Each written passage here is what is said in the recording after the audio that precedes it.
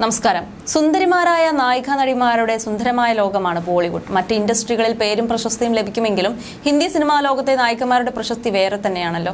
Iconic നായികമാരായി മാറിയ നിരവധി നടിമാർ ബോളിവുഡിലുണ്ട്. മധുബാല, രേഖ, ഹേമ മാലിനി, ശ്രീദേവി, മാധുരി ദീക്ഷിത്, ഐശ്വര്യ റായ്, ദീപിക പദുക്കോൺ തുടങ്ങി ഇന്ന് അനന്യ പാണ്ഡെ വരെ എത്തി നിൽക്കുന്നു ഈ നിര.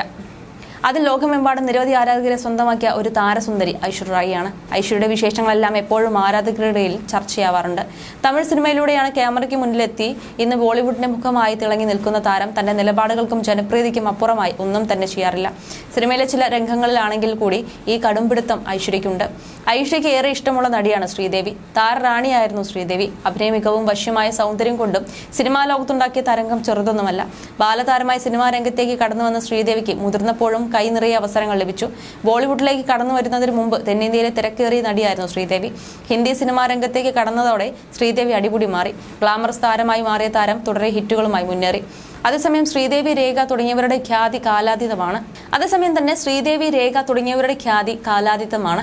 അത്രമാത്രം പ്രേക്ഷക മനസ്സിൽ ഇടം പിടിച്ച കഥാപാത്രങ്ങൾ ഇവർ ചെയ്തിട്ടുണ്ട്. രേഖയുടെ പ്രൈം ടൈം അവസാനിച്ചു തുടങ്ങിയ കാലഘട്ടത്തിലാണ് ശ്രീദേവി ബോളിവുഡിലേക്ക് വരുന്നത്. സഹനായിക നടിമാരുടെ വലിയ മത്സരമുണ്ടായിരുന്നവരാണ് ഇരുവരും. എന്നാൽ രേഖ ശ്രീദേവിയുമായി വളരെ പെട്ടെന്ന് സൗഹൃദത്തിലായി. ബോളിവുഡിലെത്തുമ്പോൾ ഗ്ലാമറസ് ലോകത്തെക്കുറിച്ച് ശ്രീദേവിക്ക് അധികം ഒന്നും അറിയില്ല. മേക്കപ്പിലും ഡ്രസ്സിങ്ങിലുമെല്ലാം ശ്രീദേവിക്ക് പാഠങ്ങൾ പറഞ്ഞു കൊടുത്തത് രേഖയാണെന്ന് നടി കുട്ടിപത്മിനി ഒരിക്കൽ പറഞ്ഞിട്ടുണ്ട്. തനിക്ക് പകരക്കാരിയായ ബോളിവുഡ് അടക്കി വാഴാൻ പോകുന്നത് ശ്രീദേവിയാണെന്ന് രേഖയ്ക്ക് അറിയാമായിരുന്നു. പിന്നീട് രേഖയ്ക്ക് മുകളിലേക്ക് ശ്രീദേവിയുടെ പേരും പ്രശസ്തിയും ഉയർന്നു. വശ്യമായ സൗന്ദര്യവും അഭിനയമികവും ശ്രീദേവിയെ താരറാണിയാക്കി. അന്നും രേഖ ശ്രീദേവി സൗഹൃദം നിലനിന്നു. ഈ സൗഹൃദത്തിന് മറ്റ് ചില മാനങ്ങളും ഉണ്ടായിരുന്നു. ബോളിവുഡിലെ ഒരു സമ്പ്രദായമാണിത്. തെന്നിന്ത്യക്കാരാണ് രേഖയും ശ്രീദേവിയും. തെന്നിന്ത്യയിൽ നിന്നും വന്ന് താരമായി മാറുന്ന നടിമാർ തമ്മിൽ എക്കാലത്തും വലിയ അടുപ്പം കാത്തു സൂക്ഷിച്ചിരുന്നു. വൈജയന്തിമാലയ്ക്ക് പിന്മുറക്കാരിയായാണ് രേഖ ബി ടൗണിലേക്ക് എത്തുന്നത്. വൈജയന്തിമാലയെ അക്ക എന്നാണ് രേഖ വിളിച്ചിരുന്നത്. രേഖയ്ക്ക് ശേഷം വന്ന ശ്രീദേവി രേഖ അക്ക എന്നാണ് വിളിച്ചിരുന്നത്.